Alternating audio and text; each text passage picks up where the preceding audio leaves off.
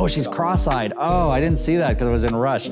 All right, so I got 2 quick questions for you. This is a little series that I call the over-under. The first question is, what do you think is your most underrated cover of all time?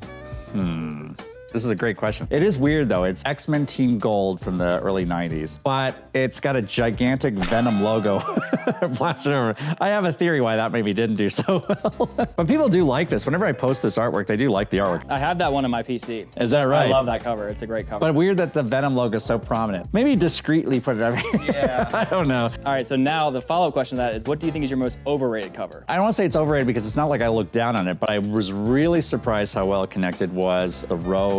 The negative Space, that one. I was happy with how it came out, but I was under the gun. That day I was finishing up one of the 4 Spawn Universe covers, and I had to do that cover. They needed it for New York Comic Con. Was like finished for the day. I had dinner, and I came out and I was like, I have to pencil and ink this before I go to bed. I usually like to marinate on it for a day, like pencil it, walk away, come back, see if the eyes are like, you know, you don't want to rush something like that and go right into inks and then turn it in. Sometimes a flaw in your art you won't catch until like a couple days later, and you're like, oh, she's cross-eyed. Oh, I didn't see that because I was in a rush. So that one I was pleased it was so well received because it really had to be done in a very limited amount of time. Sometimes, I mean, it's funny, Todd McFarlane talks about this a lot too, like some of his most iconic covers, he cranked out super fast, like his famous Batman one where the cowl and stuff like that. I've heard that story years and years because he had to get it done. Yeah. And it's so cool. Even too, I think the Wolverine with the claws might have been one of those ones too, where you had to just crank it out. And these are 2 of his most iconic covers. Sometimes it's not about how many lines you pile on there as much as what's a good idea and what just looks good. It's always great when you get lightning in a bottle like that because as artists, we think, oh, for somebody to like it, we could just have to like spend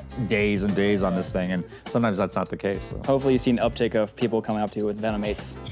I know. It's underrated, guys. Yeah. There's a lot of love in that one. Ignore the Venom logo.